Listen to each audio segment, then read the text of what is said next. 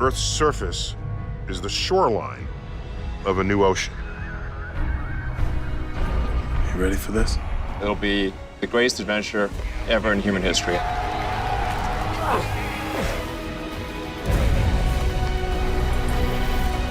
We're looking at a red planet. Mars, a global event series on National Geographic.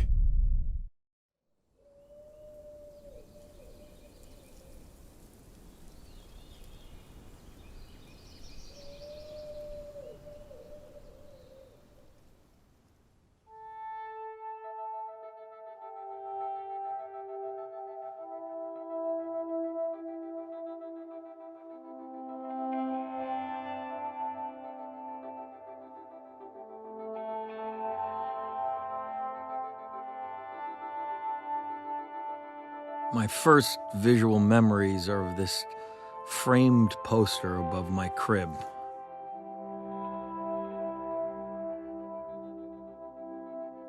I would stare at it every night before I went to bed.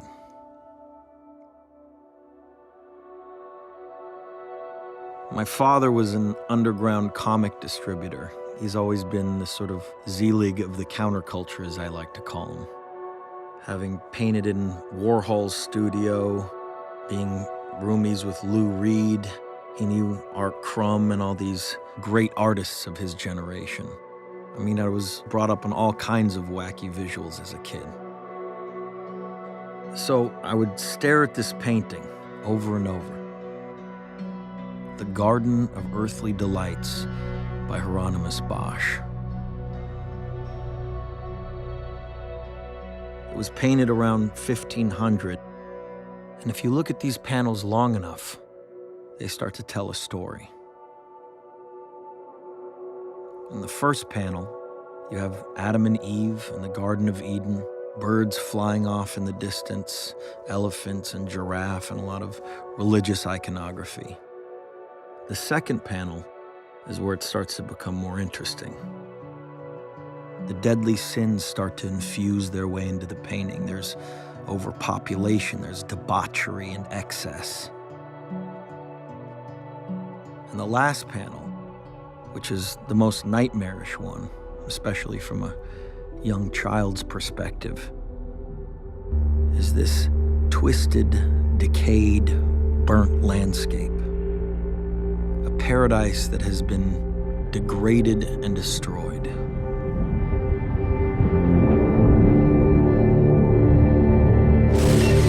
Man may be unwittingly changing the world's climate through the waste products of his civilization. The burning of coal, oil, and wood is releasing carbon dioxide into the atmosphere. The greenhouse effect has been detected, and it is changing our climate now. Guess where the temperature goes? It goes up. Climate change is already in our backyard. It's official. 2012 was the hottest year in the United States. It's 2014. 2015. Warmest year around the warmest year on record. It is these activities which drove mankind out of the Garden of Eden.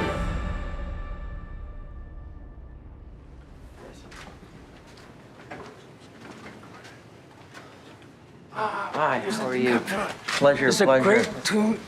Great pleasure to see you. Here. We can remove this. This can be. Oh wow, this is for height control. Yeah. For shorter leaders like this way. and taller leaders. What specific message do you think is the most important? Climate change is coming much, much faster. We have seen such extraordinarily extreme weather patterns. If you consider this vastness of this universe, this planet Earth is just a small boat. If this boat is sinking, then I think we will have to all sink together. I know that he has been a very committed and effective environmentalist. And that is why I really count on your leadership and vision. Please welcome the newly appointed United Nations Messenger of Peace, Mr. Leonardo DiCaprio.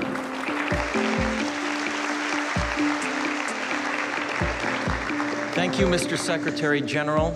Your Your Excellency, I feel incredibly honored that they chose me to be the United Nations Messenger of Peace on climate change. I stand before you not as an expert. I want to do everything I can to learn more about this issue, see for myself exactly what's going on and what can be done. But it all kind of seems beyond our control. As an actor, I pretend for a living. I play fictitious characters, often solving fictitious problems. I believe that mankind has looked at climate change in that same way. We keep getting inundated with catastrophic news about the environment every single day, and the problem seems to be getting worse and worse and worse. Try to have a conversation with anyone about climate change, people just tune out.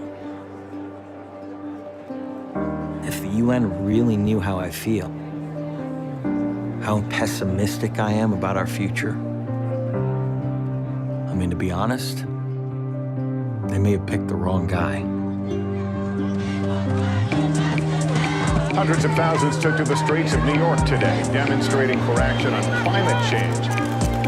Secretary General Ban Ki-moon called Leo a credible voice in the environmental movement, which is like calling Jeffrey Dahmer a credible voice for Stu. Leonardo DiCaprio has just naively bought into the entire global warming hoax. Who better to educate world leaders on made-up climate change and the crisis that doesn't exist than an actor from Hollywood with 0 years of scientific training?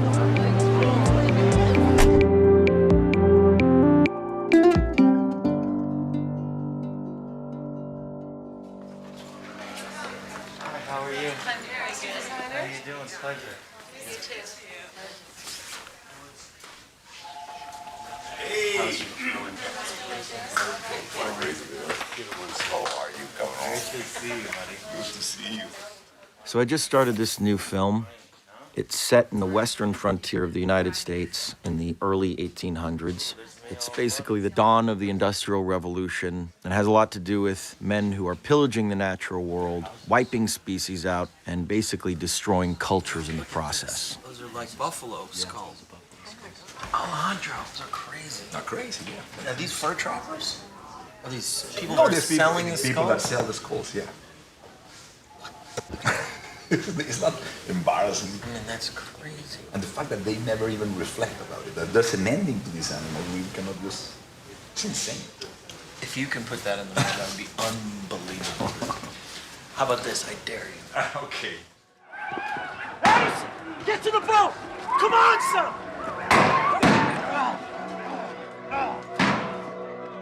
I didn't grow up around nature at all. I grew up near downtown Los Angeles. And my escape every weekend was the Natural History Museum.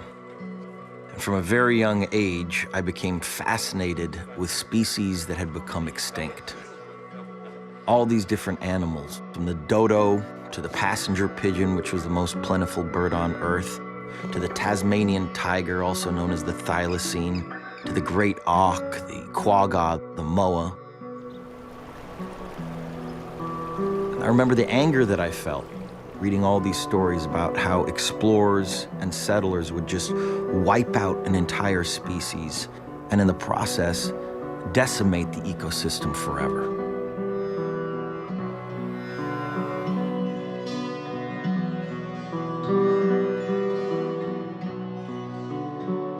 The difference now is we're knowingly doing this.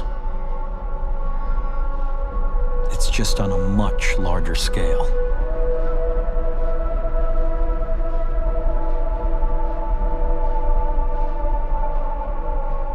If we're going to fight climate change effectively, we have to start by acknowledging that most of our economy is based on fossil fuels. Fossil fuels are coal, oil, and natural gas. Oil powers most of the transportation sector. Coal and natural gas power most of the electricity. Now, in the first couple decades of the 21st century, in order to sustain our dependence on fossil fuels, we're going to very risky, very extreme new sources.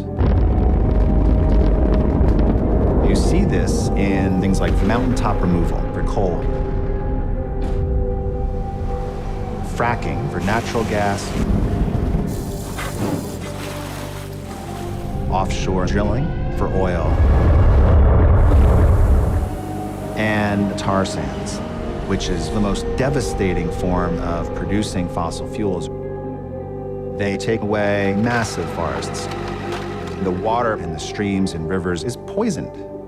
It has severe impact on wildlife, on native communities, and it requires a huge amount of energy simply to get it to our fuel tanks. There is no such thing as clean fossil fuel. Headsets are hung up in the back. The volume control is right above the microphone.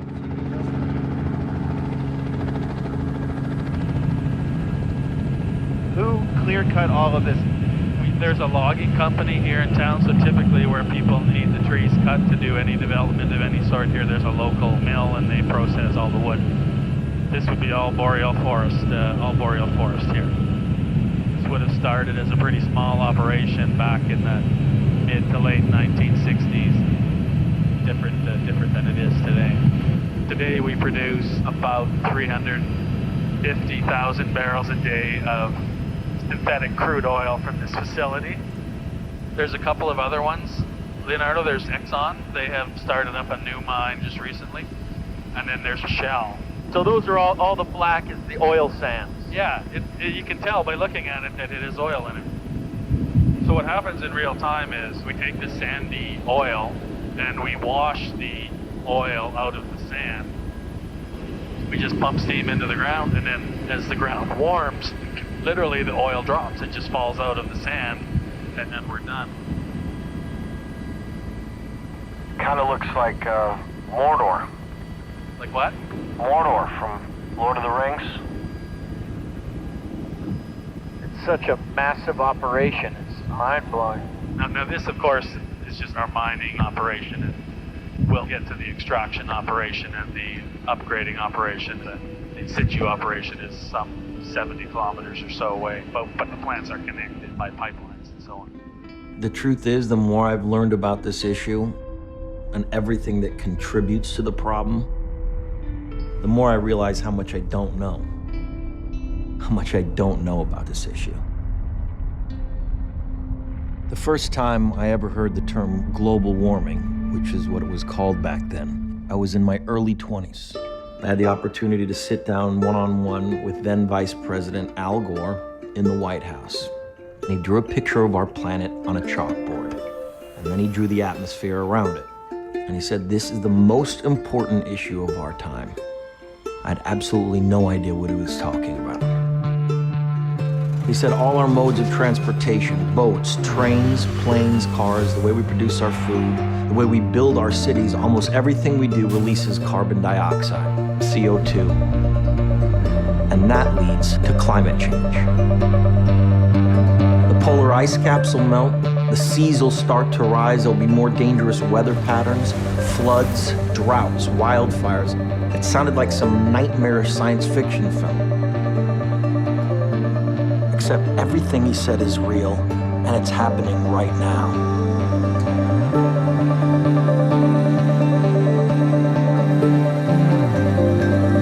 Wow. Wow, beautiful.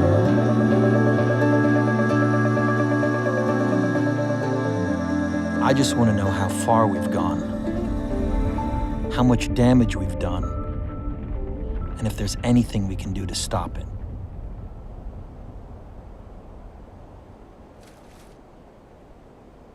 You all set, mate? So it's the 4th of July. We're here in the middle of the Arctic. Right now, we are standing on the ocean. We are basically walking on water. This is the northern tip of Baffin Island, one of the hundreds of islands in the high Canadian Arctic. We are way above the Arctic Circle, and if you put your hand in the water, you will not be able to stand it for more than 5 minutes.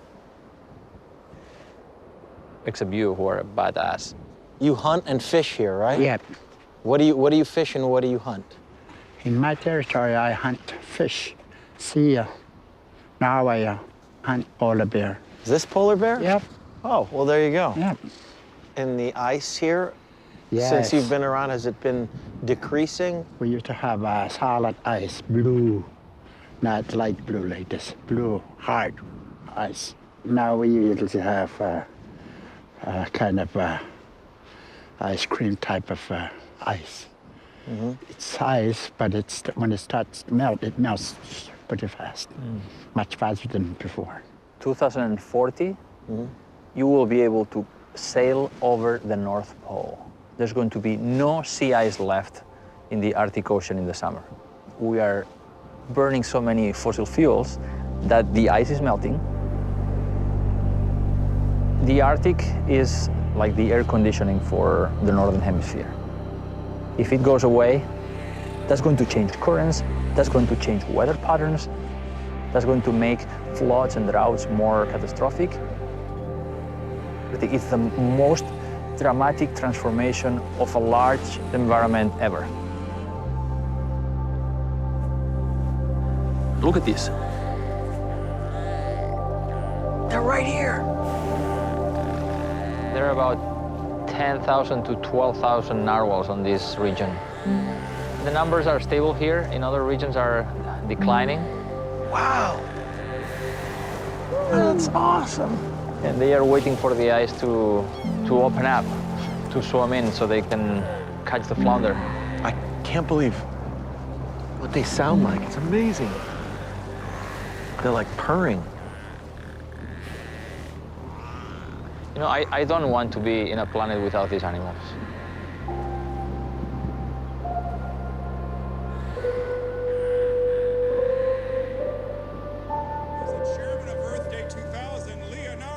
When I was 25 years old, I remember being asked to participate in this huge event in Washington for Earth Day. Temperatures are rising, coral reefs are dying, and not since a meteor hit the Earth 65 million years ago have so many species of plant and animals become extinct in such a short time. I even got a chance to interview the President of the United States. Why do you think this issue is so constantly overlooked?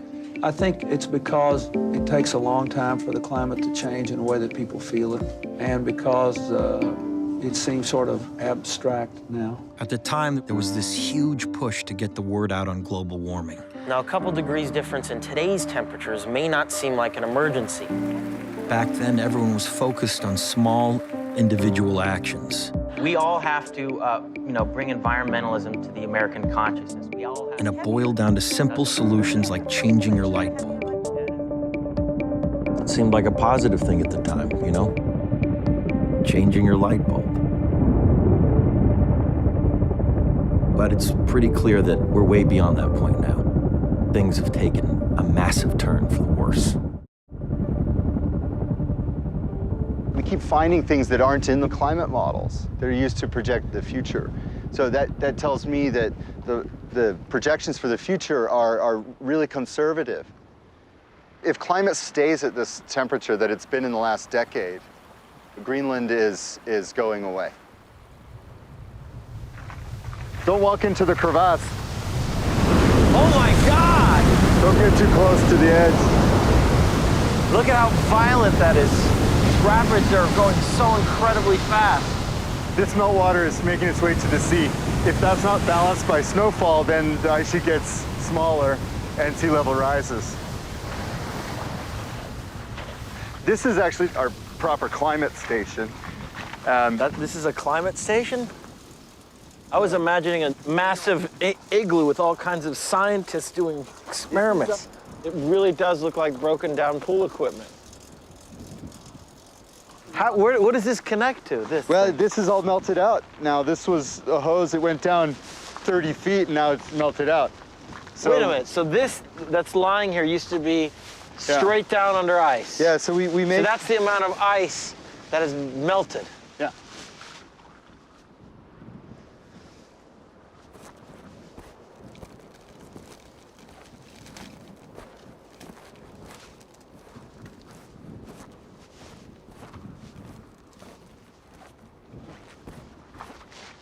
This is 5 years of melt.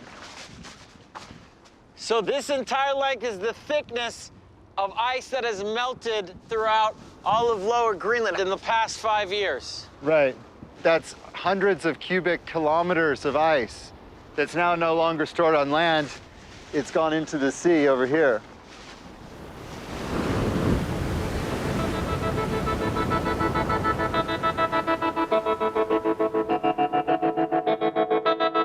Miami, New Orleans, Boston, and Long Beach, California may be doomed to fall victim to ever-rising sea levels. South Florida, as we know it, could be washed away by rising seas. When you look at places that are the most susceptible to sea level rise, especially in the United States, Florida is the key one. And a lot of your campaign was based on giving people an understanding of what's at risk here. We don't have the liberty, the time to debate climate change. If you don't believe in it, I always say, bring your unconverted to us, and we'll make sure you agree that there is a major problem. We have this thing called sunny day flooding. Picture on a beautiful sunny day, all of a sudden you see water coming up on the street.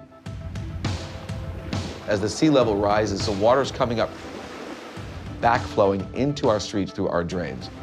If the city is underwater, there's no future. How do you combat that? Exactly what's going on as far as prevention is concerned? We started putting in pumps. Take a look at this. Oh, this is the pump. Yep. We're in the process of building all across the city. This street right here used to be fully underwater. During high tide, you may need a canoe. And now what we did is we raised this road, and you can see the difference. See how that area there kind of slopes down a little bit. So the main investment is in these systems right here, raising the roads and the electric pumps. Yeah, this is a $400 million project, citywide. And of course, we're paying for it by our city revenues. I had to raise tax revenue, which you can imagine is not a very popular thing to do as a politician. And this construction, is it going to make a difference Major and difference. buy you a significant amount of time? Absolutely. I would think about 40, 50 years. That's it? Yes.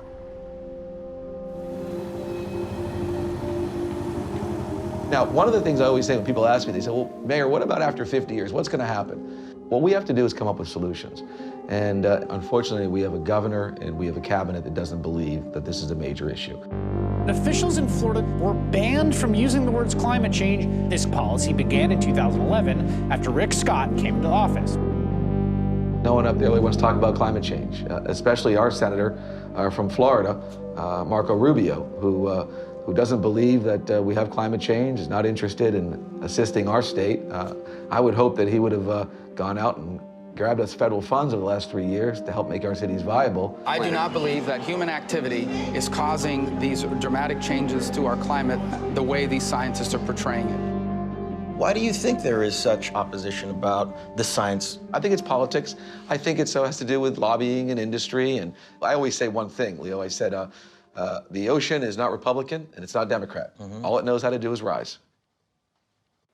Satellite data show for the last 17 years, there has been no significant recorded warming. It's supposed to be 70 degrees today. It's freezing here. Speaking of global warming, we need some global warming. It's freezing. There's about as robust a consensus about human-caused climate change as there is for any matter in science, be it the theory of gravity. 97% of climate scientists agree the globe is warming, our climate is changing. It's due to fossil fuel burning and other human activities.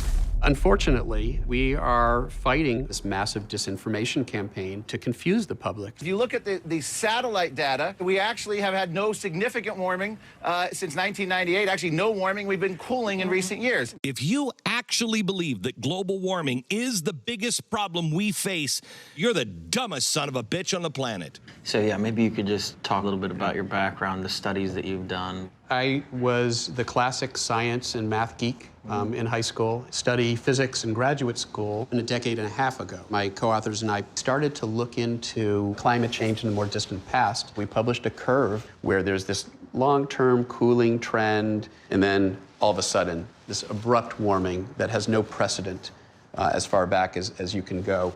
And it got named the hockey stick because it looks like the blade of a hockey stick. And once we had published that graph, I had set myself up for a completely different life.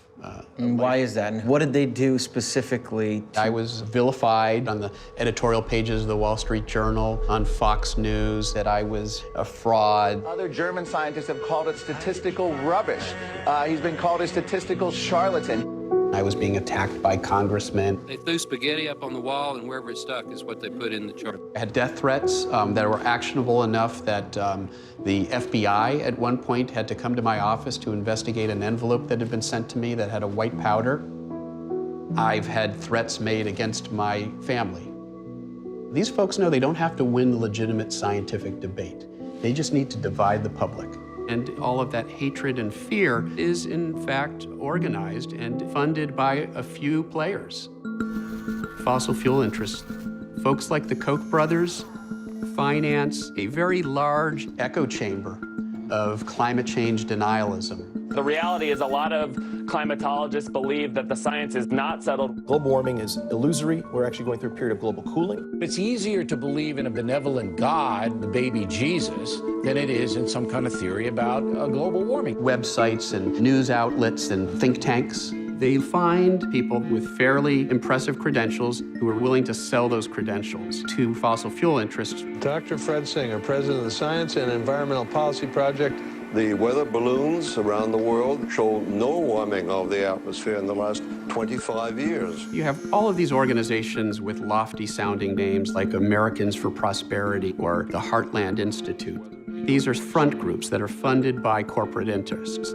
Americans for Prosperity is really just a front group for the Koch brothers. That's an organization founded by David and Charles Koch. And good morning to you, Tim. Welcome here. What are you going to get for your money? We hope to see policies change. Koch Industries is one of the largest privately held fossil fuel interests in the world, and they're doing everything they can to protect that wealth. Would you give up all that industrialization? Would you give up all the productivity it has brought us, all the lives it has saved over the last 100 years so that the temperature wouldn't rise 0.5% or 1%? They've lobbied Congress. We keep hearing 2014 has been the warmest year on record. So here, Mr. President, catch this.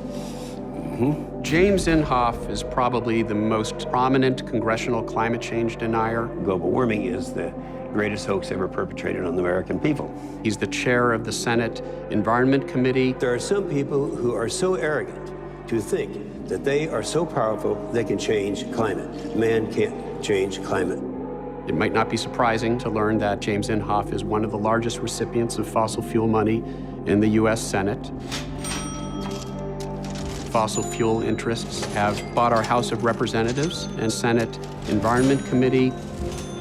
We can't get a climate bill passed through our Congress because it's controlled by fossil fuel-funded climate change deniers who are blocking any bills that would attempt to deal with this problem. How they're able to discredit scientists who have devoted their life to this issue is kind of mind-boggling to me. Sometimes it makes me want to take a drink. I would do, if I was a scientist, I would be absolutely pissed every single day of my life. These people are, engaged in an effort to lead us astray in the name of short-term, fossil fuel profits, so that we end up leaving behind a degraded planet. What could be more immoral than that?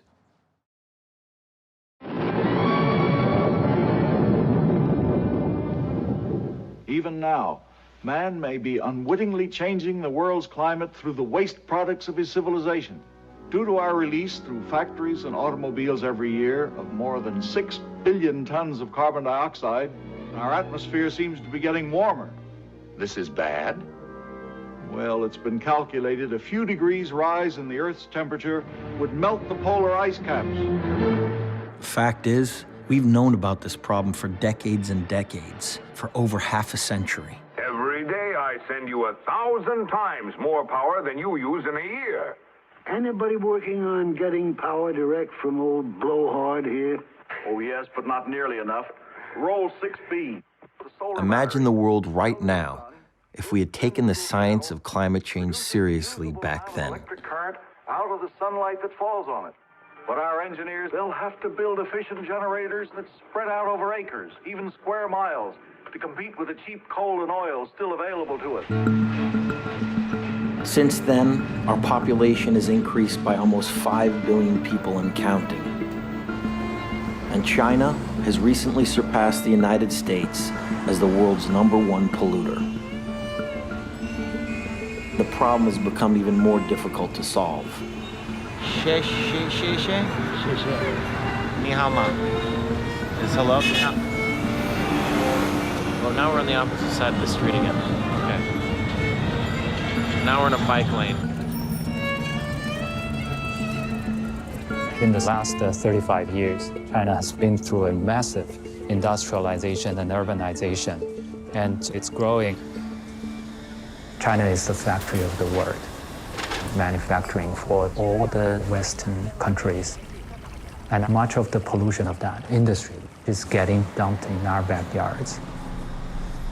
And in this area surrounding Beijing, plus the Shandong Peninsula, coal consumption is equal to the total coal consumption of the United States in a not very big area. People are so worried about this especially when they get better understanding about how much of this is going to hurt their health, the health of their children, their family. Apocalypse. Schools have been shut down. The toxicity has reached that worst level. 你说我们在外头在外头跑，呼吸这样的空气，我觉得早晚就得癌症。戴上这个口罩，因为觉得空气可能对呼吸嗓子不太舒服，到外面去就是。In China, people have concerns about climate change, but first and foremost, because their everyday life is affected.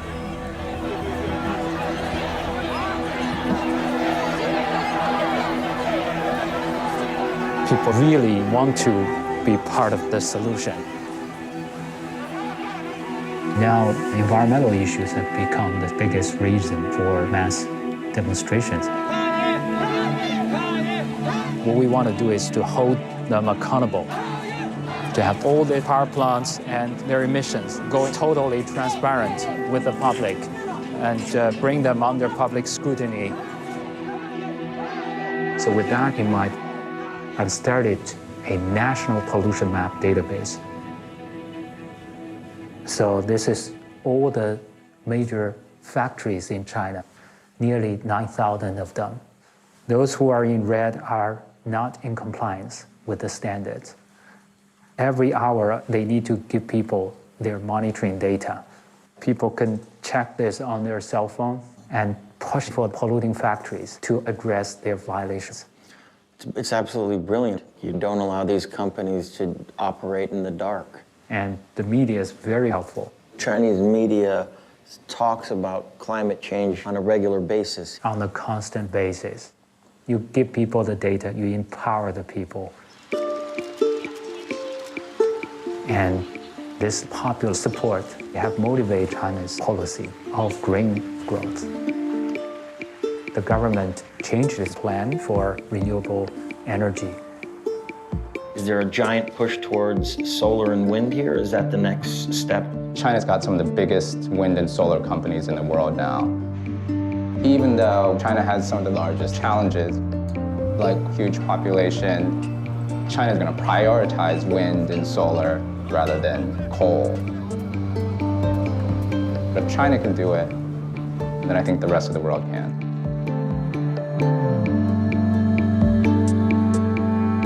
China is still heavily relying on fossil fuels, but they seem to be transitioning to renewables much faster than anyone anticipated. The question is, can less developed countries with rapidly growing populations make the same transition?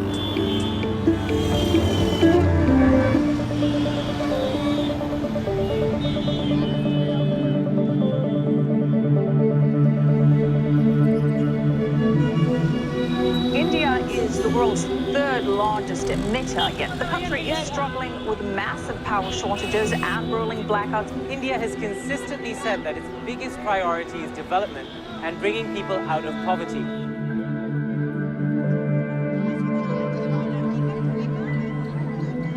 We care about climate change. But the fact is, we are a country where energy access is as much a challenge as climate change. We need to make sure that every Indian has access to energy. From what I understood, there are 300 million people without power, without light here in India. That's equivalent to the entire population of the United States. नमस्ते, कैसी हैं आप? मैं आपको परेशान कर रही हूँ मगर इनने पहले ये देखा नहीं है। जी सुनीता, बहन ये क्या करती है ये? Today in villages, Indian villages, you will find people take cow dung and they make what is known called cow dung cakes or uplas in Hindi, and they burn those. And that's their only source of cooking energy. So they will make food now.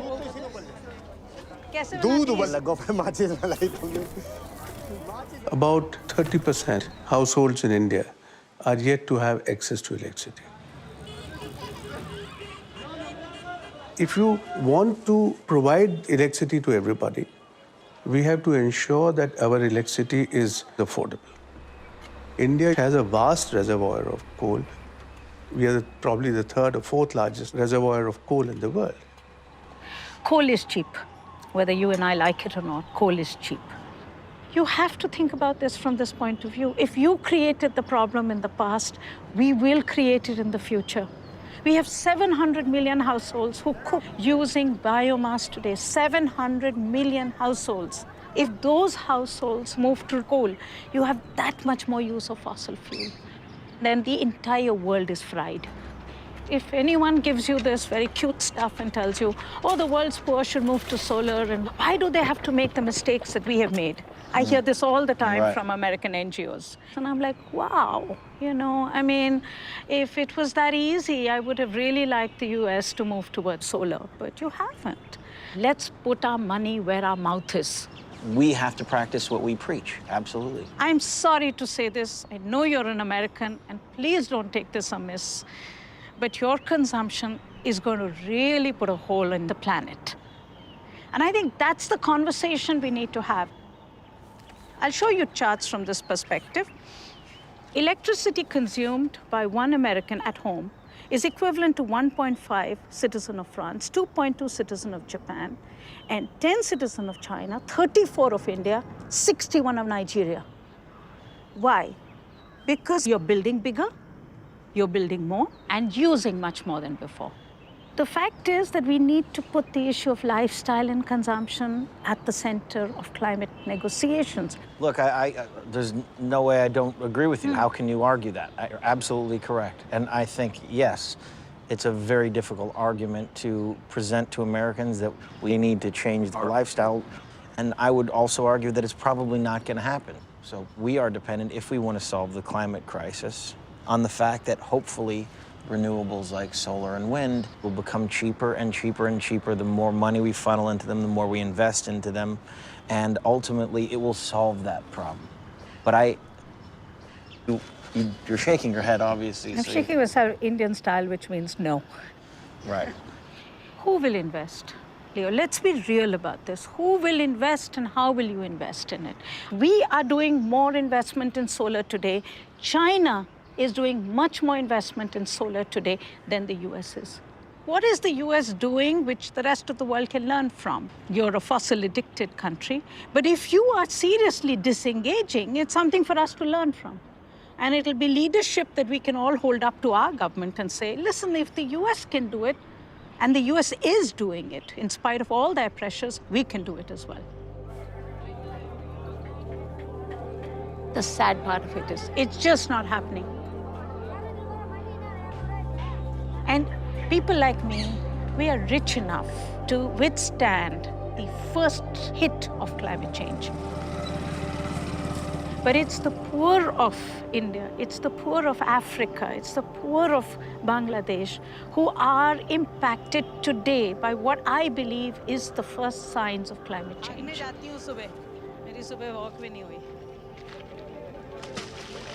यहाँ पर क्या लगाते थे हाजी जी? जो अंजन लगे हुए हैं engine, हाँ. यहाँ प्याज भी लोगों ने लगाई है, वो तो प्याज खराब. So February, March, which is when the crops are standing, they got half the year's rainfall in just 5 hours. Half the year's rainfall in 5 hours. 5 hours. So these crops are all destroyed. Yeah, destroyed. Your back is breaking doing this, and then you get one unseasonal rainfall. It's absolutely like the last straw on the camel's back. And And we need countries to believe that climate change is real and urgent. It's not a figment of their imagination.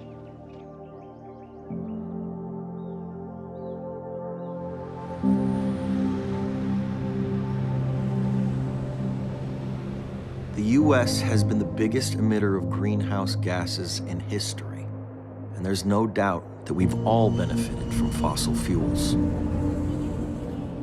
I know I have. My footprint is probably a lot bigger than most people's. And there are times when I question, what is the right thing to do? What actions should we be taking? There are over 1 billion people out there without electricity, and they want lights, they want heat, they want the lifestyle that we've had in the United States for the last 100 years. If we're gonna solve this problem, we all have a responsibility to set an example. And more than that, help the developing world transition before it's too late.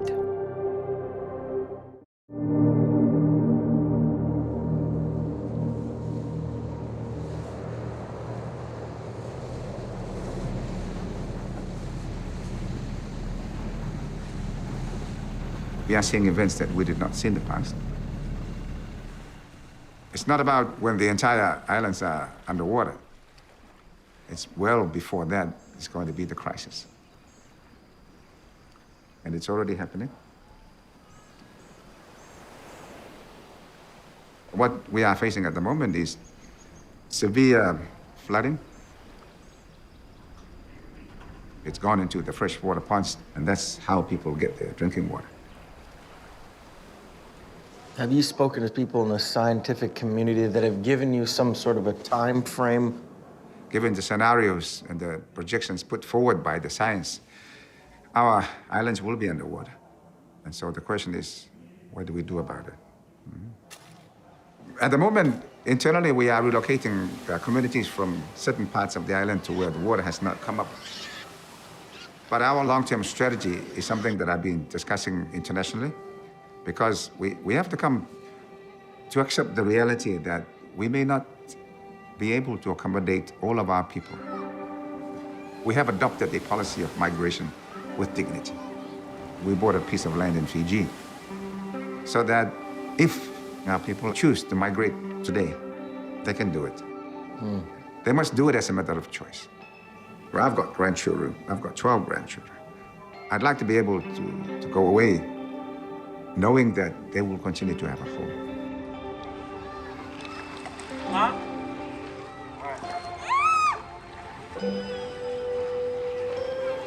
Islands in the Pacific, we're paradise in peril. Throughout Palau, we have sea level rise coming into the farmlands, coming into the homes. This is unbelievable. When was this an intact island with homes on it? How long ago? 12 years ago, when you came, there were people living here. So within the 12-year period, this is the result. It's just a small picture of one place. The small island nations who contribute the least to the causes of climate change are actually going to feel the worst impacts, the worst scenarios because of global warming.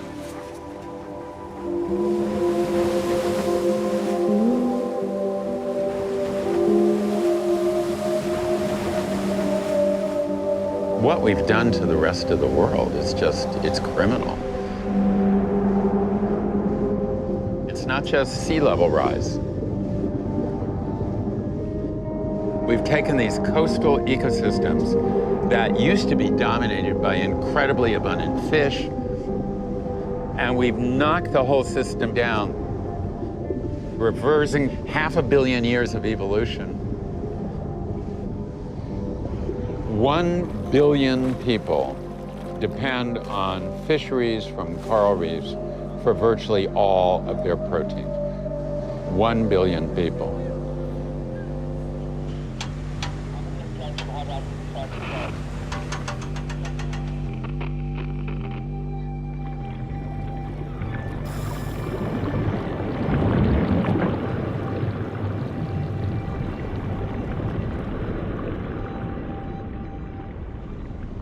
Here we are, we're on what was a pretty healthy coral reef. What's missing? You see almost nothing swimming around. Is this a dying coral reef? I think this reef has had it. We're pushing the system really hard, and that is a serious enemy to the health of corals and their ability to grow. It's causing loss of people's livelihoods. It's causing starvation. This is happening all over. Oh yeah, absolutely. I think reefs as we know them are going to virtually disappear. The oceans are like this big buffer because they absorb carbon dioxide. They take up about 1/3 of the CO2 that we're dumping into the atmosphere. So because of that, they are a stabilizing force in climate. The problem is the ocean can't do its job fast enough with this absurd rate of carbon dioxide emissions. You know, life isn't going to disappear in the ocean. There will always be life in the ocean, but it's not going to be necessarily the kind of life we want. We could go back to 3 billion years ago and have just a whole lot of slime.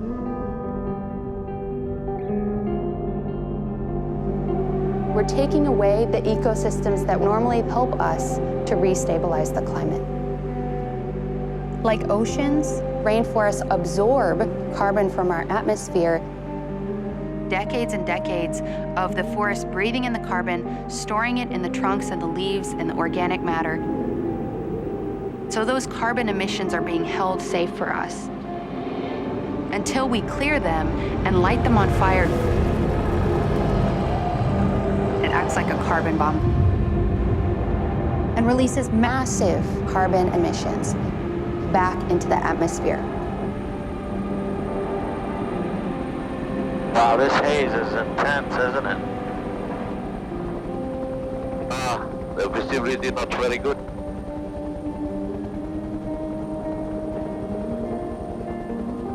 You can't see anything here. This is scary.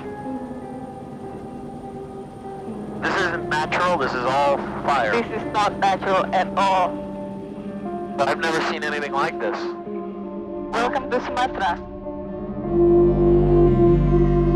There are 3 big tropical rainforest areas left in the world: the Amazon in South America, the Congo Basin in Africa, and the Southeast Asian rainforest, which spans Indonesia. In Indonesia, we're seeing fires being intentionally set in order to create palm oil plantations, which grow the cheapest vegetable oil in the world. It's in cooking oils and processed foods, in your cosmetics, in your detergents. This really cheap commodity is making companies tremendous profits.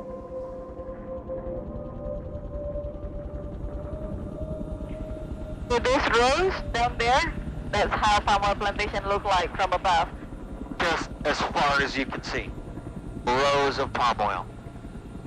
They have destroyed so much of this forest, it's unbelievable.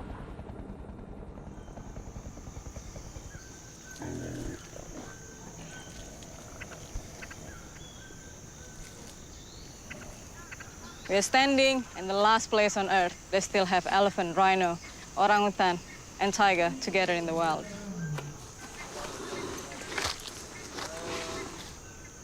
What a beauty. The expansion of palm oil industry in Indonesia have taken over about 80% of our forest.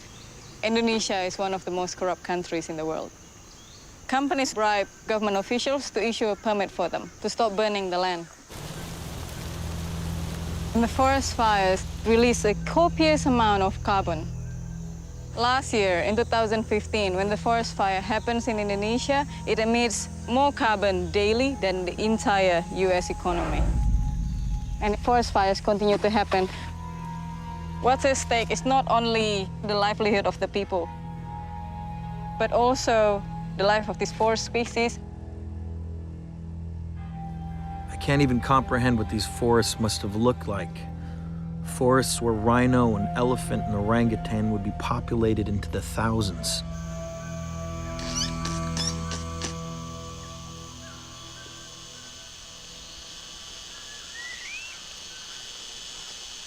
These guys are a byproduct of the forest loss because of the palm oil industry. You know, they're effectively refugees from forests that no longer exist. Wow, that's a good grip. Yeah, strong.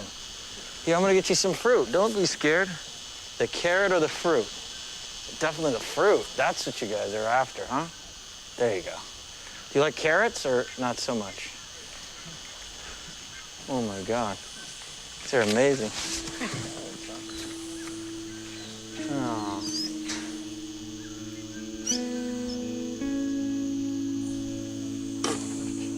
I always remind people that when they go, oh, the poor thing, you know, these are the lucky survivors. What happens to all the other orangutans? You know, all the others are dead. And the reason people are chopping down the forest to plant palm oil plantations is because people keep buying the stuff. People have to realize that what they do in their supermarket, the decisions they make in their daily lives, are affecting places like the Lotha ecosystem. If palm oil is in almost everything we buy, how are consumers supposed to avoid this? If these products have such a devastating impact, why aren't governments setting restrictions to prevent these big corporations from destroying the planet just so they can save money? If you want something that you can do without appealing to any higher authorities, such as government or whatever, I can't think of an easier out than changing your diet. You can start tonight. So you're a scientist who studies the effects of agriculture on climate, but you grew up raising cattle and taking them to slaughter, right? I'm a scientist. That's the most important thing. So, of all the reasons for tropical deforestation, the foremost is beef. And beef is one of the most inefficient uses of resources on the planet. In the US, 47% of land is used for food production. And of that, the lion's share is just to grow feed for cattle. The things that we actually eat, like fruit, vegetable, nuts, it's a percent.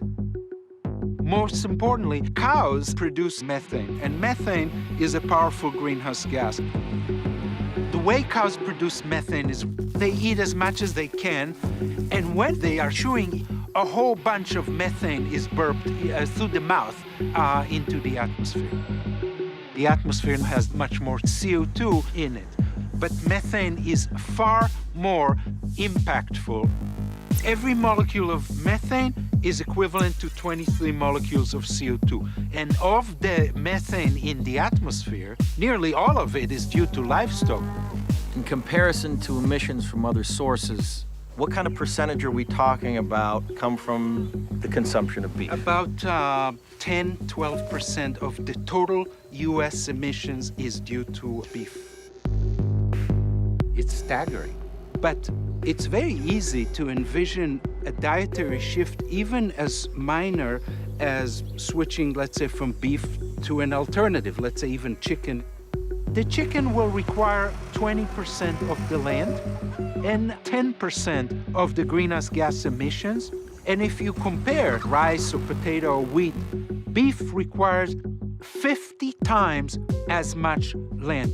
So even cutting the amount of beef that you eat in half or by a quarter could make a significant difference. Very significant. Do you at all think that that's even a possibility, considering that beef is so a part of our culture? Maybe not everybody's ready to eat tofu, 24/7. I get that. But even if you just have to have some flesh between your teeth, if you switch to chicken, you will have eliminated 80% of what you emit, depending on where you're coming from. Let's face it, it's fairly easy to switch your diet from one choice to another.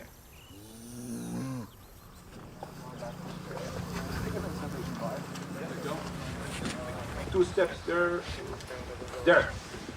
Okay, ready. A little faster.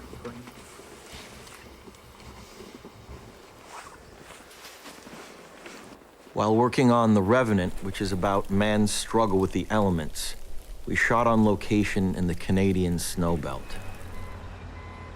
The irony was, we were hit with record temperatures that completely melted our set. The other concern would be flooding or getting the road washed out. In order to finish making the movie, we had to relocate halfway around the world just to find snow.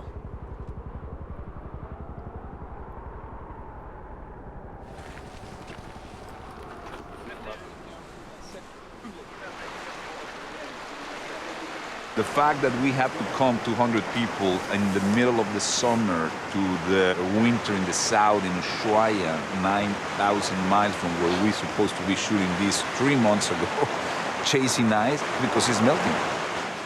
It was a very, very warm winter. We came down to the southern tip of our continents besides the South Pole to film this, because this is where the last snow is left. I think that my point of view, I was saying to my son, I said, you know, it's funny that it's very sad, but probably for your kids, to see snow will be a super eccentric adventure. Right. A few people will be able to see snow in the future.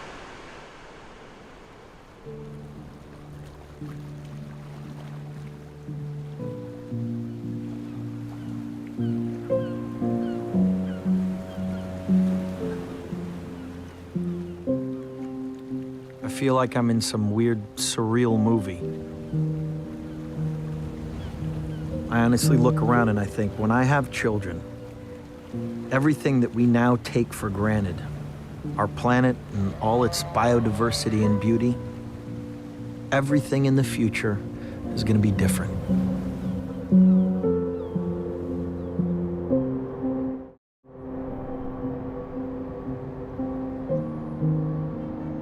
Every single light that you see has to be completely different.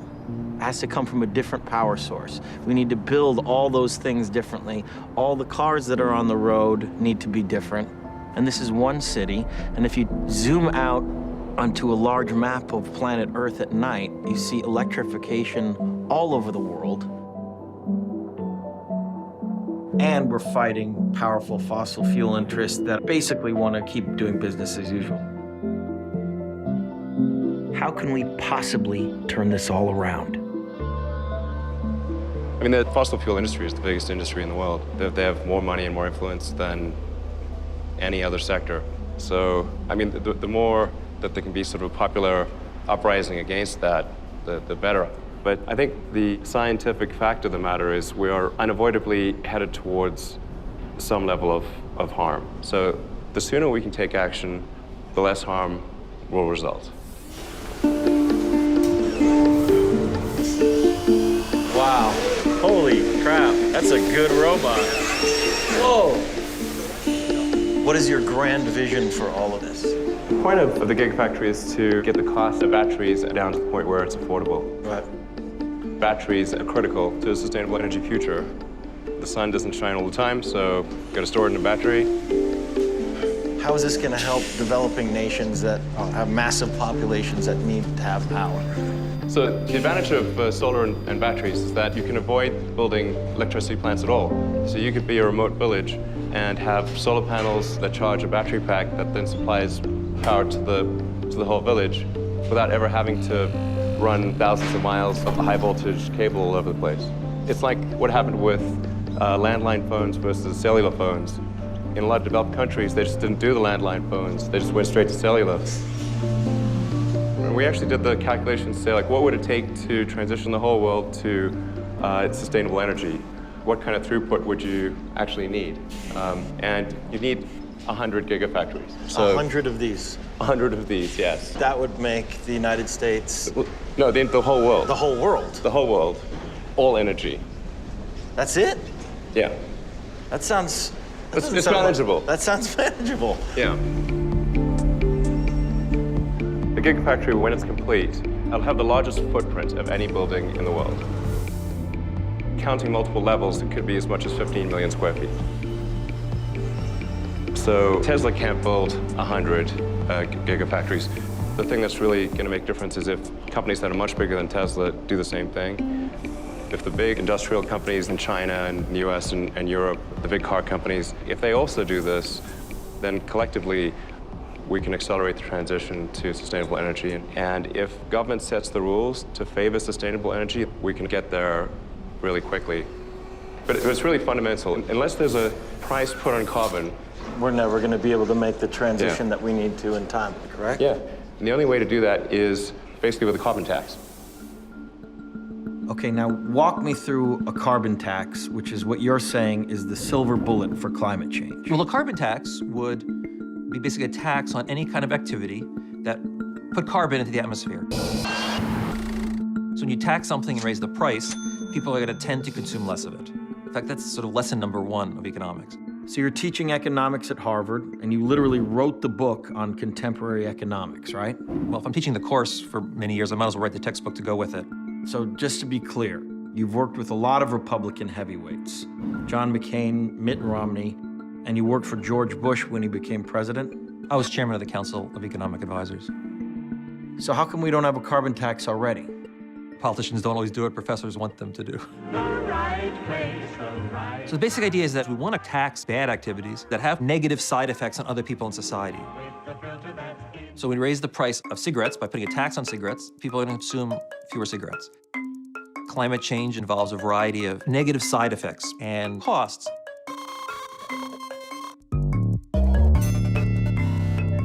A carbon tax forces people to take account of those costs.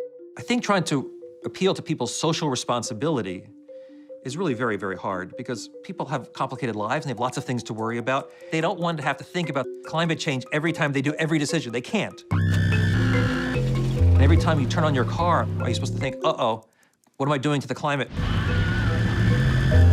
What a carbon tax does is it nudges them in the direction of doing the right thing. So let me get this straight. You're a Republican who wants more taxes. Well, one of the important things to keep in mind is that if you have a carbon tax, you can turn around and cut other taxes in response. For example, payroll taxes. This is a tax shift rather than a tax increase. So is it possible to ever pass a carbon tax now, given the current political situation? I mean, half the people in office still don't believe in climate change. Yes, we can. During the campaign, President Obama didn't want to say the word carbon tax because it polled terribly. If we want to change the president's view of carbon taxes, we need to change the public's view of carbon taxes. Think of gay marriage. Remember, Barack Obama ran against gay marriage. I am not a supporter of gay marriage. When did he switch? When the polls started switching. I think same-sex couples should be able to get married. Politicians, whether we call them our elected leaders, are really our elected followers. They do what the people want them to do. We need to preach to the American people. And once the American people are convinced, the politicians will fall in line very quickly. President Obama and representatives from nearly 200 other countries are trying to reach an agreement to keep global warming in check. In December, the world will come together at the UN Climate Conference in Paris, and we will see whether or not we can muster the collective political will to reach an ambitious, comprehensive agreement. This is a critical year. Leo, how you doing, man? Thank you for your time. I really appreciate it. Last time we had a hug, everybody had a, did you see the result of the thing after he dated? Oh, really? Oh, yes, I remember that. I forgot about that. Good to see you, Secretary. So, after decades of failed negotiations, what makes this negotiation different from all the rest? I remember the footage of George Bush Sr. saying, we've just learned about this thing called global warming. We come to Rio proud of what we have accomplished and committed to extending the record on American leadership on the environment. I mean, we had climate summit after climate summit, and we've seen so little action. Well, let me tell you why this is different, and it really is different. Last year, President Obama was able to stand up in Beijing with Chinese President Xi and announce intended reductions in emissions for Paris. Well, guess what? When the two largest economies in the world and the two largest emitters in the world stand up and make a statement like that, that's created a momentum that never existed before. A lot of things are coming together. Tragically, the full measure of the negative impact of climate change is coming together too. What's happened now is that you have mass populations that are moving as a result of climate. Climate refugees pouring into the capital. And tempers are fraying. Or you have huge fights over water, which could erupt into wars.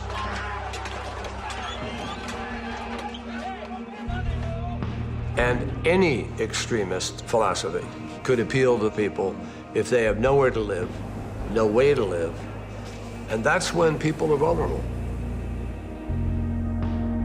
If anybody thinks I'm kidding you about that, it's happening today. And the greatest fear about all of this is leaving this planet in better shape than we were given it, and that's not what we're doing today.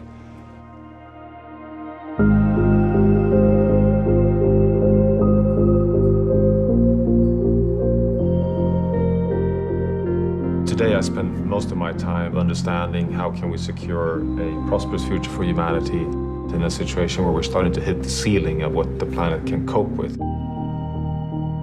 And I have the privilege of chairing something called the Earth League, which is a network of leading Earth system scientists who try and gather really all the knowledge we have on understanding our future on Earth. Mm-hmm. We are on average moving towards 4 degrees warming this century. And we haven't been in a 4-degree warmer world for the past 4 million years. So it's not as if it's a place we know very well. So give me one sort of picture of what the world may look like if we do not take action. Well, to begin with, for the past 12,000 years, temperatures are almost miraculously stable. In fact, average temperatures vary with only plus minus 1 degree Celsius during this entire period. This perfect planet with this perfect atmosphere. Yeah, exactly. And so let us then move upwards in temperature. Where are we right now? Well, today we're approaching 1 degree Celsius. Already at just 0.85 degrees, we're seeing faster than predicted impacts. This storm is so big, so vast, 60 million Americans will feel its power. We're in an historic drought. The world's coral reefs begin to collapse even before 2 degrees. So that's predicted to hit 1.5 to 2 degrees. So already now. So that's already probably going to happen. That's already probably going to happen. At 3-4 degrees, we will have heat waves which make many regions in the world not livable any longer. Agriculture will be collapsing around the equator. That would take us beyond being able to responsibly feed humanity. What makes scientists so nervous is that we can reach a point where Earth takes over and start reinforcing warming. This is what we call tipping points, and the most obvious one is Greenland. Greenland, for the first time, is melting on its entire surface to a point where instead of being a white surface becomes a dark surface, and suddenly instead of being a cooler becomes a self-heater. Because of the fact that the ice can no longer reflect back. Just the color change. Just the color change of the ice. Yeah. Suddenly all these feedbacks start kicking in. Methane stuck under frozen permafrost thaws to a point where it starts getting released. And that in turn warms the planet even more, which releases more methane. Correct. That's if we don't take immediate action. Yes, that's business as usual. But the Paris Climate Summit that we are soon approaching in December, if world leaders come together properly, the window is open, but barely open, to transition back into a stable planet. Last time we had our climate summit, you couldn't say that we could go to scale on high-tech, clean energy solutions. But now in Paris, we can say so. We actually have the proof. You know, you wake up in Germany on Saturday morning, you're likely to get 30% of your electricity from solar and wind, and not from a few energy utilities, but from over 2 million citizens delivering to a grid. Denmark today produces over 100% some days of its electricity needs from wind. 100%, it's totally renewable. And remember that once you've invested in wind and solar, you actually have free energy forever. In countries like my own, in Sweden, there was an enormous uprising among people, you know, from youth groups to civil society organizations, to the point that the Prime Minister announced 3 weeks back that Sweden will now become the world's first fossil fuel-free nation. You know, I was shocked at the way that propelled itself from below. I think we have tipped the world towards a sustainable future. The fear is, are we doing it too slowly?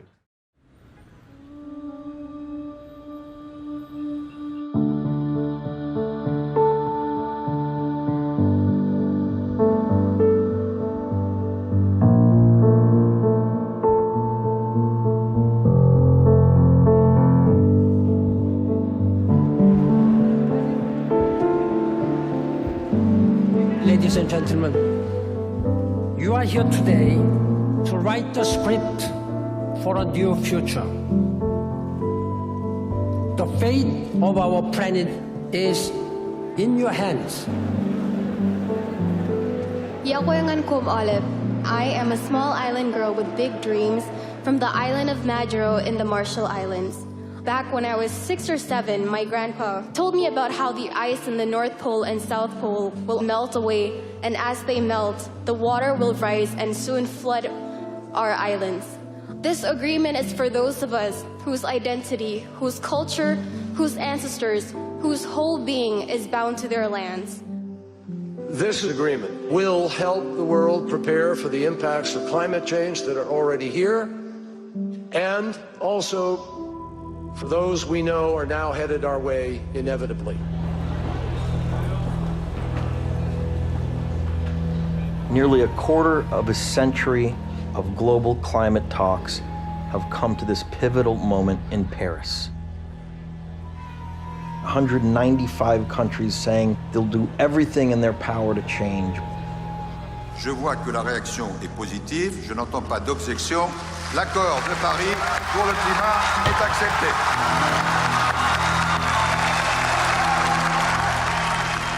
There's no doubt that this agreement is a massive step forward.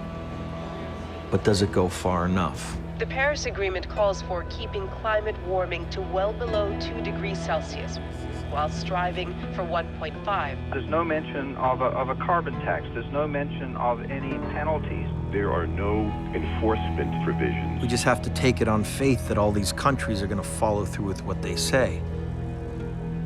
How likely is that?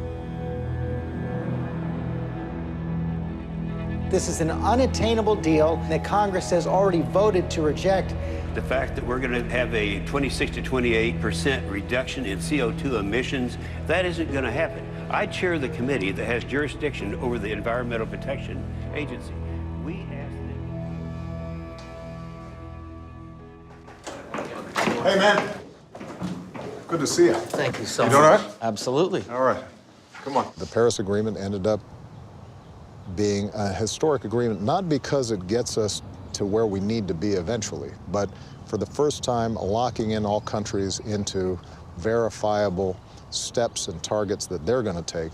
It creates the architecture that allows us to finally start dealing with this problem in a serious way. So you were happy with what I was happy that we put the architecture in place. The targets that have been set in Paris are nowhere near enough for what the scientists tell us we have to do eventually to solve this problem. But if we can use the next 20 years to apply existing technologies to reduce carbon emissions, and then start slowly turning up the dials as new technologies come online so that we have more and more ambitious targets each year, then we're not going to completely reverse the warming that now is inevitable, but we can stop it before it becomes catastrophic. And it's no secret that you've been under great opposition to try to implement some of your climate change initiatives. And we got some folks on the other side. So somebody that comes into office that does not believe in the science of climate change, do they have the capacity and the power to dismantle everything that you've already worked for? Even if somebody came in campaigning on denying climate science, reality has a way of, hitting you in the nose if you're not paying attention. And I think that the public is starting to realize the science, in part because it's indisputable. I admire your optimism. Yeah. But you start to look at the science, look at what's going on in the Antarctic, and scientists saying that there are sections of ice that guarantee 4 to 6 meters of ocean level rise, which will be catastrophic for the future. You are the leader of the free world. You have access to information that most people do not. What makes you terrified for the future. A huge portion of the world's population lives near oceans. If they start moving, then you start seeing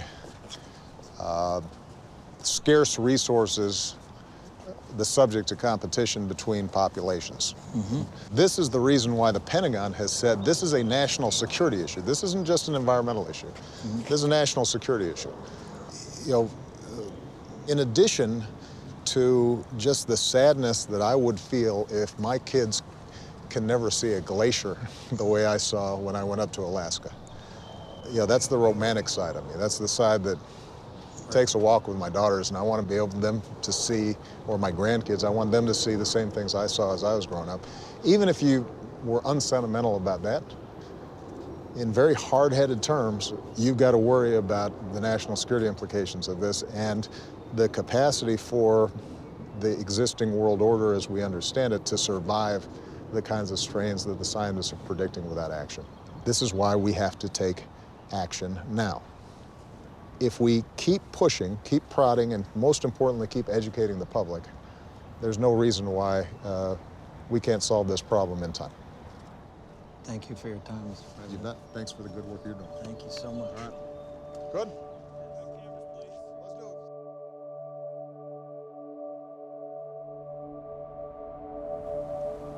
I realized that as a science community, we have not done the best job, frankly, of communicating this threat to the public.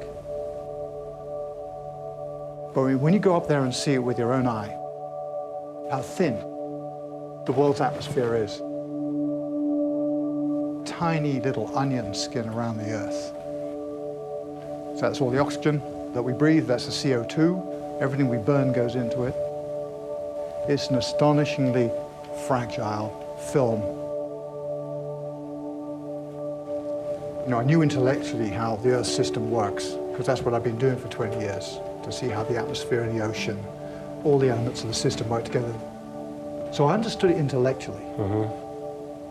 But it's like being an ant trying to understand what an elephant looks like by crawling all over the elephant. But when we were up there in orbit and you could see 1,200 miles in any direction, I mean, let me tell you, it's kind of a revelation. Seeing all the cities at night, millions of people all working away, doing something. Come around the dayside of the world, seeing the natural systems, the hurricanes, huge, great big wheels, you know, over the oceans.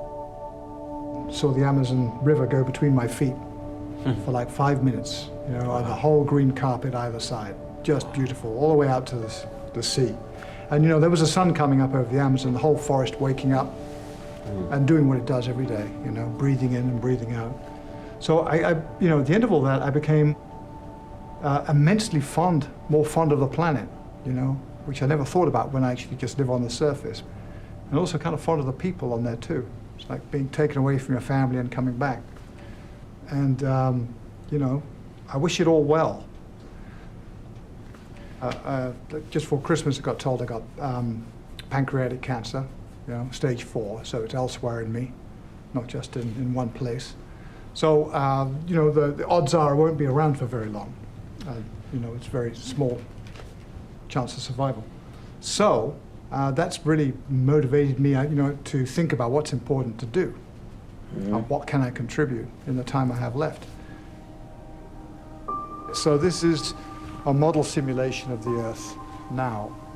We have about 20 satellites that are dedicated to looking at the Earth every day. One looks at clouds, one looks at the sea surface temperature. OCO looks at carbon dioxide in the atmosphere. All this information comes in, and this is the tool we use to do climate simulation. Here's an example of one thing we can see. This is ocean surface temperature as measured from space. This is the whole world's surface temperature. You can see the poles melting there. Wow. Yeah. This is the way to do it, man. I mean, this is the way to really see what's going on. Here's a Gulf Stream, look at this. This is the motion of the ocean. This is like a great piece of art. It is, isn't it? Biggest impact will be here. In the Gulf Stream. Yeah. This current, here's it. The dumping of ice off melting Greenland would stop this conveyor belt. And the the Gulf Stream would slow down and stopping the transport of heat from here to there. And then Europe would get cold toes because there's a lot of heat transport from the tropics across the North Atlantic that keeps Europe warm. So Europe would get colder? Yeah. Right? Because that's the big misconception about climate change, is that everything gets warmer. Yeah. Wow. And here's the most advanced precipitation satellite in the world. It's very important because we think the biggest impact from climate change is the moving of the precipitation belts. From the equator, they'll go further out. So we're already seeing so that causes persistent drought. More drought in places that are already too hot. Yes. And there's a lot of papers written in the State Department and elsewhere how that sustained drought has helped fuel the conflict, the Syrian civil war, Darfur, Sudan, all these places that are short of water, short of food. Is this throughout the entire planet, or is it just this particular region right here? No, expected the whole world. We expect bits of India. We expect in the U.S., Oklahoma, you know, the Dust Bowl region, we expect that to get much, much drier over the next few decades. Oh my God. Right. And what about my home state of California here? Not looking great, I'm afraid. Now, our models predicted persistent drought in the Dust Bowl and here for 50 years from now. But we're just seeing the worst drought in 900 years here right now, so it's coming a bit earlier than we thought. We're talking about this happening over a period of a few decades. It's just consistent, not great news. No, but a lot of people now are kind of confused about the issue. You know, the facts are crystal clear. The ice is melting, the earth is warming, the sea level is rising. Those are facts. Rather than feeling, oh my God, it's hopeless, say, okay, this is the problem. Let's be realistic. Let's find a way out of it. And there are ways out of it. You know, if we stopped burning fossil fuel right now, the planet would still keep warming for a little while before cooling off again.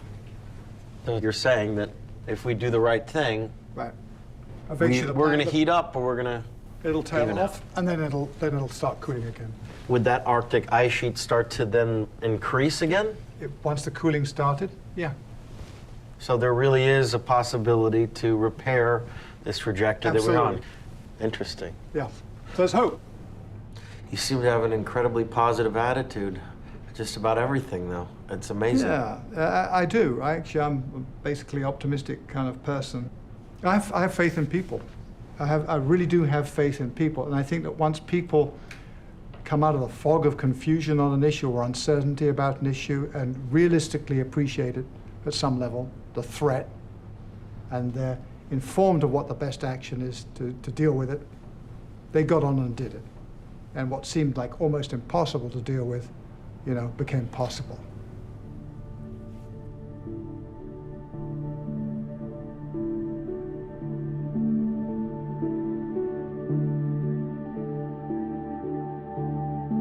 I still think a lot about that picture that used to hang above my crib. The story of the Garden of Earthly Delights actually begins on the outside of the painting, where Bosch painted a view of our Earth on the third day of creation. It's almost as if he wanted to show the fragility of our planet by depicting the Earth and its atmosphere enclosed in glass. Questa nostra casa si sta rovinando e ciò danneggia tutti. Pope Francis has officially released his encyclical on the environment. The document is both a call for immediate action to stop global warming and a cry for justice for the poor. La sua attuazione. Our common home has fallen into serious disrepair. Hope would have us recognize that there is always a way out, that we can always redirect our steps, that we can always do something to solve our problems. Still, we can see signs that things are now reaching a breaking point. This is a direct message from the Pope. It's a huge deal. Grazie per dedicarmi questa udienza privata. One of the most important spiritual leaders on the planet. DiCaprio. He has now called upon the world community to accept the modern science of climate change. A pope has never done anything like this in history.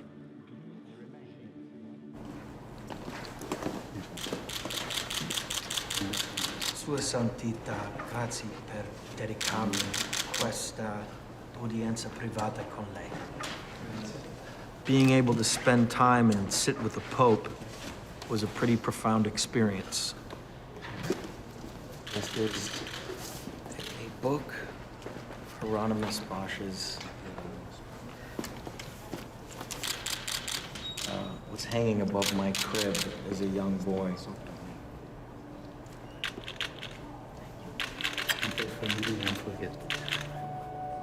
There was definitely an urgency in his voice. He said that as far as the Paris conference is concerned, he felt it was a step in the right direction, but certainly not enough. He feels we all need to keep speaking out about this issue as loud as we can, and that we must immediately take action. But more than anything, he said to pray for the human race.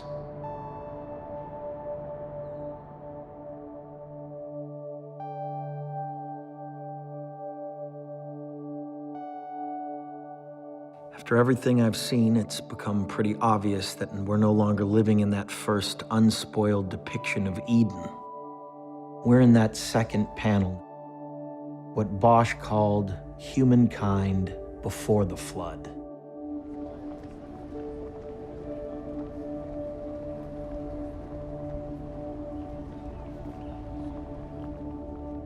And what haunts me the most is that last panel, the one with the charred, blackened skies, a planet that we collectively have left to ruin. The question is, can we change our course in time?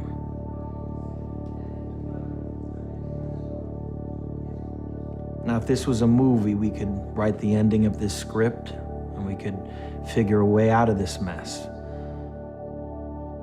But real life doesn't work like that.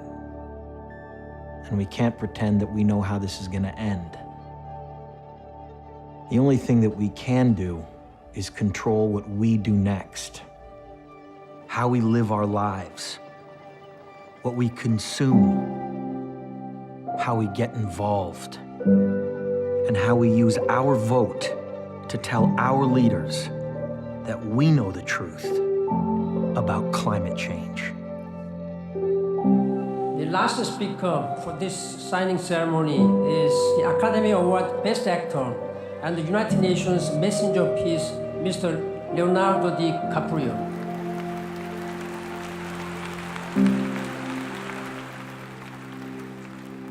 Thank you, Mr. Secretary General, for the honor to address this body. And thanks to the distinguished climate leaders assembled here today who are ready to take action.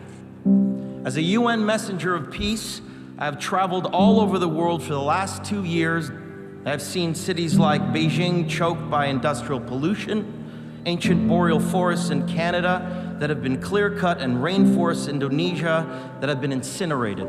In India, I met farmers whose crops have been literally washed away. In America, I've witnessed sea level rise flooding the streets of Miami. In Greenland and in the Arctic, I was astonished to see that ancient glaciers are rapidly disappearing, well ahead of scientific predictions. All that I have seen and learned on my journey has absolutely terrified me.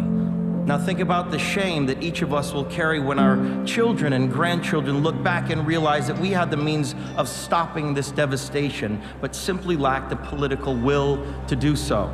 Yes, we have achieved the Paris Agreement. More countries have come together here to sign this agreement today than for any other cause in the history of humankind, and that is reason for hope. But unfortunately, the evidence shows us that it will not be enough. A massive change is required right now, one that leads to a new collective consciousness, a new collective evolution of the human race, inspired and enabled by a sense of urgency from all of you.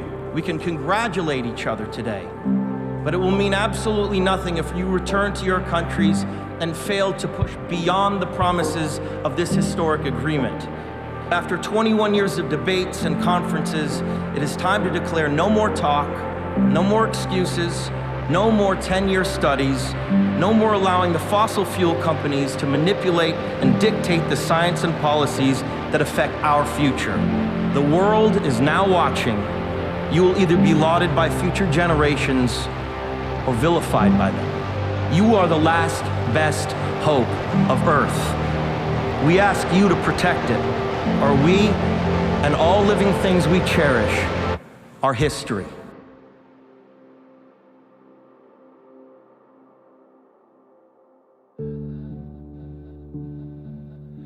We wait, we pray for the rain, for the rain,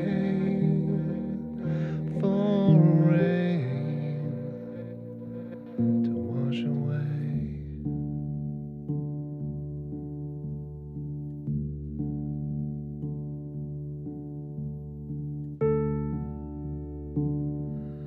We try, deny, to believe, we can't believe in anything.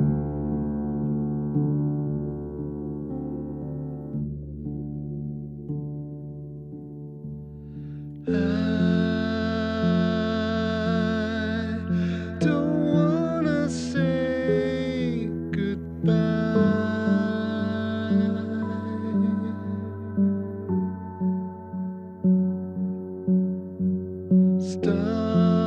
Stars falling from the sky.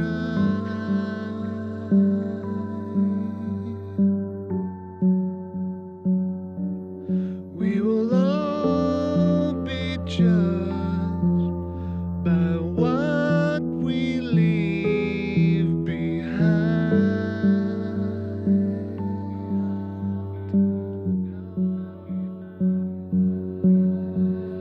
I don't wanna say goodbye.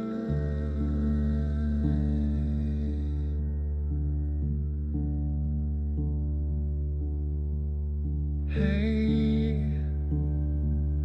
too late to look you in the eye, in your eye, in your eye,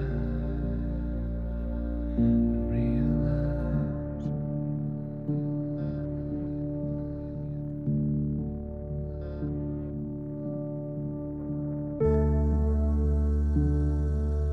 we find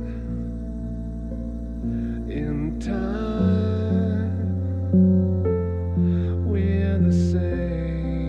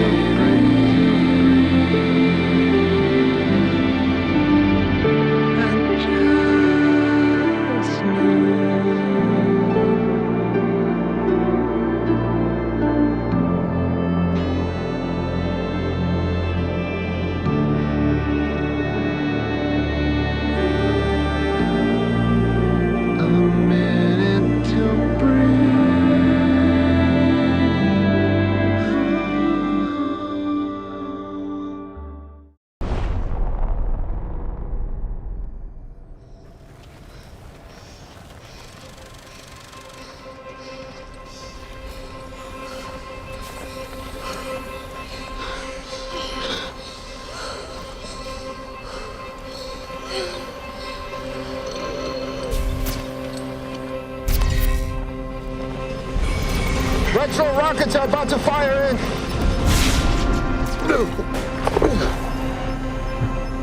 1, 2, 3, breathe. 1, 2, 3, breathe.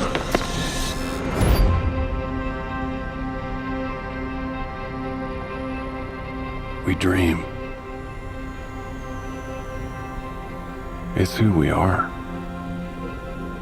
Down to our bones, our cells. That instinct to build, that drive to seek beyond what we know. It's in our DNA. We crossed the oceans. We conquered the skies. And when there were no more frontiers on Earth, we launched ourselves among the stars. We choose to go to the moon in this decade and do the other things. Not because they are easy, but because they are hard. The heavens beckoned a new generation of innovators and explorers, seeking to take humankind even further. We can push out into the solar system, not just to visit, but to stay. That was when Mars became real for all of us. For those of us who were around to see the first days, it was electrifying.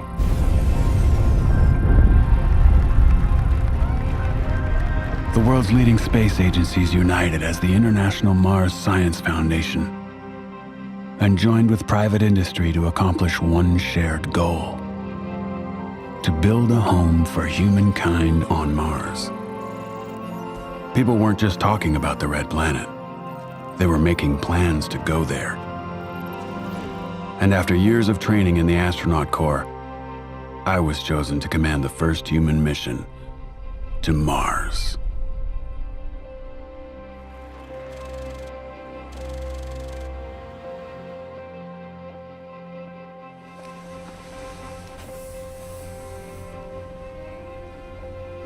It's like a brand new Cadillac.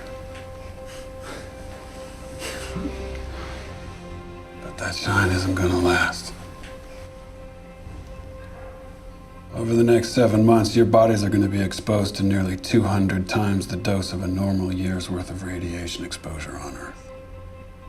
Calcium will leach from your bones, which will lose nearly 10% of their mass before you even get to Mars. There is no test that can tell you whether or not the notion of being 60 million kilometers away from the planet on which you were born could shatter your mind in so many pieces. Some of us, if not all of us, will almost certainly die on this mission. Might be in takeoff, might be in landing, might be in the New World itself. Now, you all are the bravest group of women and men I have ever met. I'm damn proud to be here with you. But right now, I want you to stop and ask yourself, what really is important to you about this mission?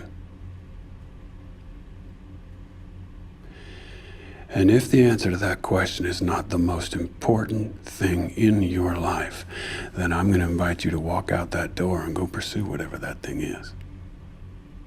And don't ever look back, because no one will ever have the right to hold it against you. Daedalus, you are go for a launch in T-minus 17 seconds and counting. Mission Analytics Executor, you have primary control of all the critical functions. May, the ship is yours. I am in control.